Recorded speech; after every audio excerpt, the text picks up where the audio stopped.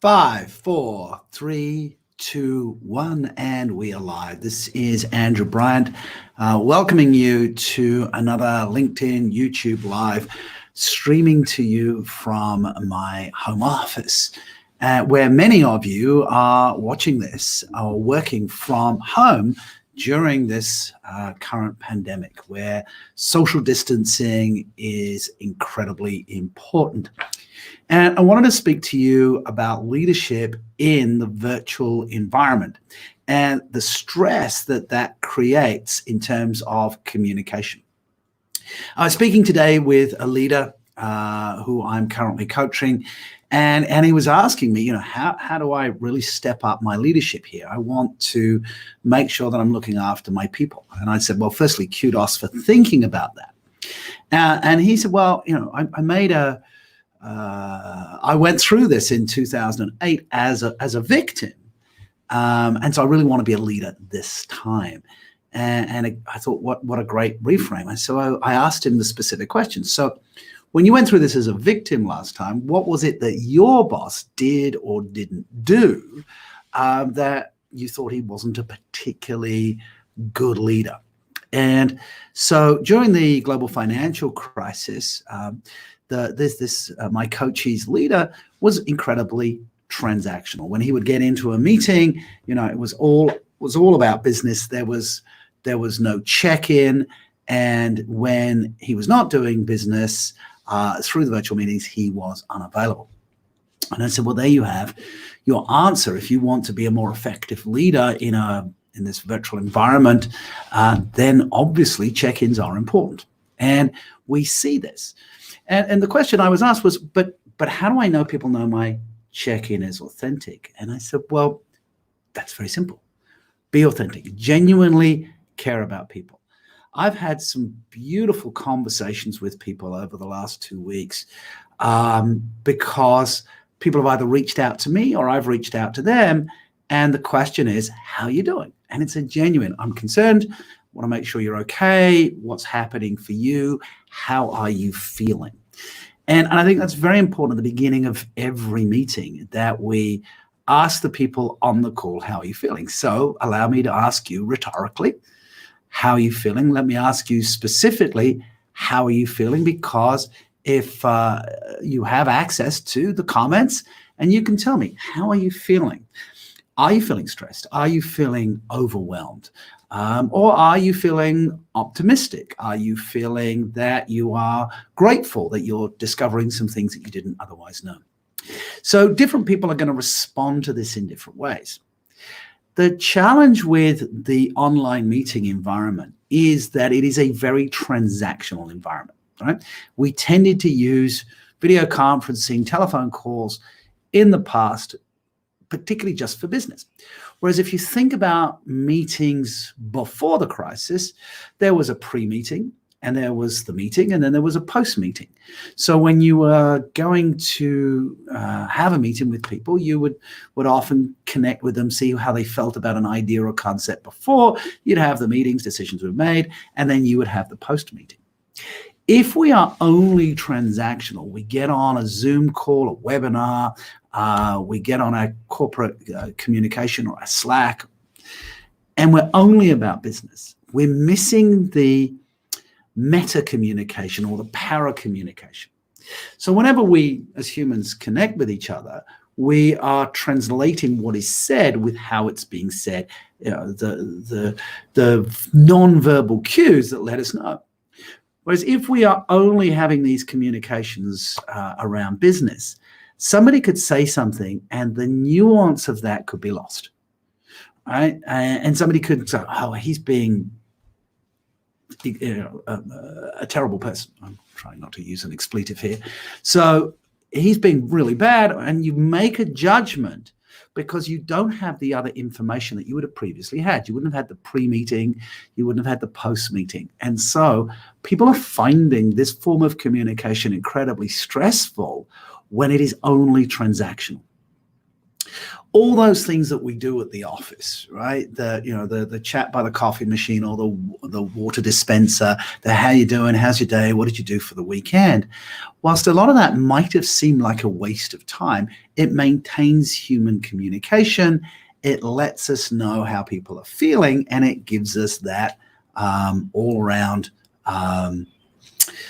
mental map of the process. One of the challenges with this environment of just doing it by video calls or phone calls is that we're not getting that metadata. We're not getting context.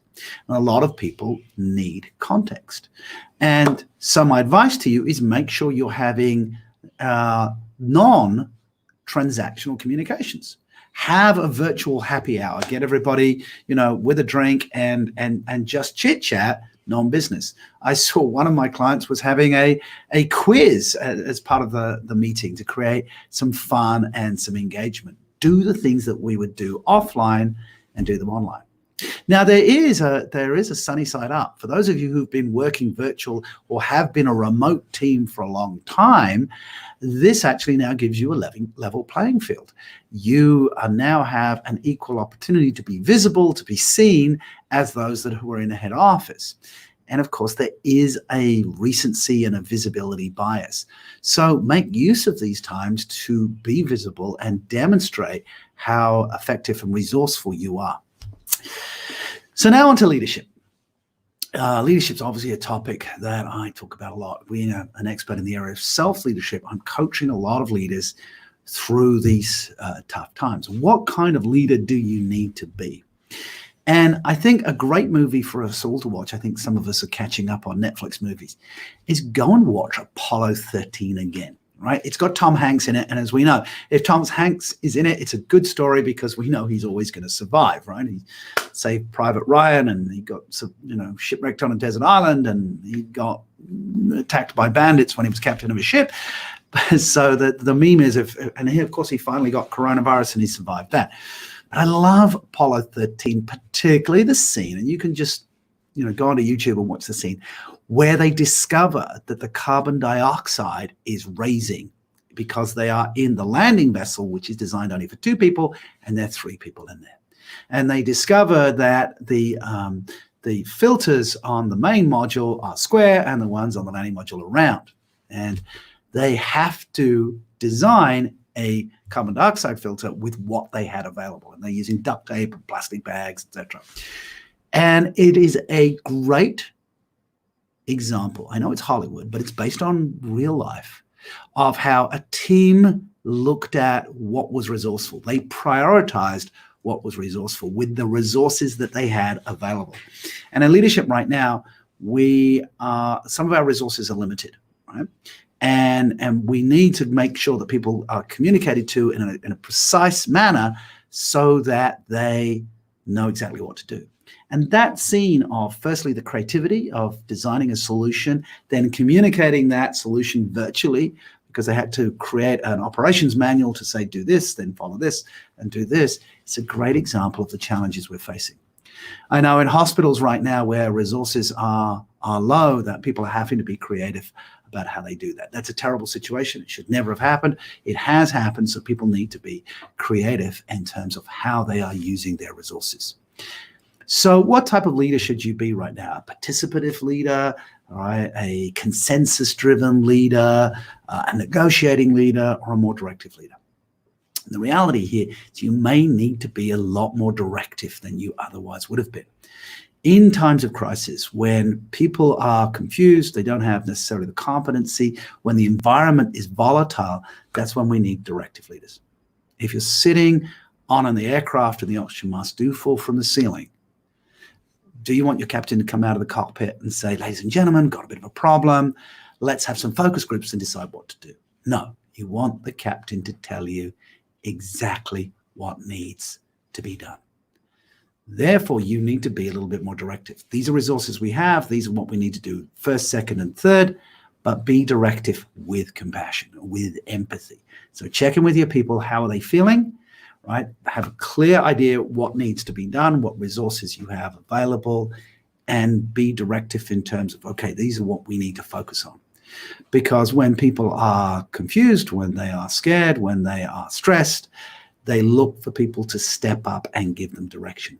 This is a time for leadership by competency, not leadership by ideology.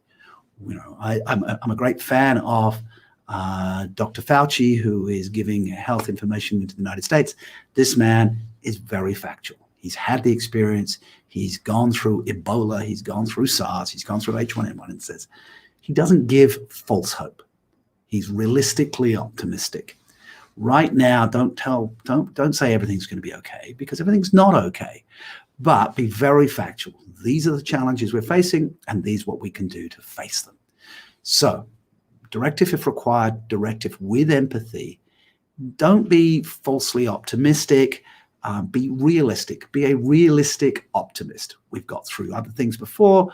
We will get through this. But is it great? No, it's not. All right. So this is Andrew Bryant, the Self-Leadership Coach.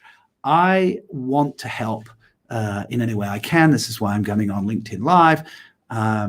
And so what I've done is I've made one of my products, the Self-Leadership Accelerator, which is 7 coaching sessions from me, plus my best-selling book, Self-Leadership 12 Mindsets for Success in Life and Business. I've made those available practically free. There is a fee of $7 just to help me cover my hosting and admin costs. And you can get that at selfleadership.com/SLA, selfleadership.com/SLA. And that will help you with some mindsets to take responsibility, accountability, ownership, and be effective during these times of stress so that you're positioned for success when these things pass. So I wanted to get that out there. I'm on a mission to make as many self-leaders as possible. And so I've made that available to you. And if you find it useful, please share the link with your friends and colleagues. So signing off now, and I wish you to be safe, secure, and successful. Andrew Bryant.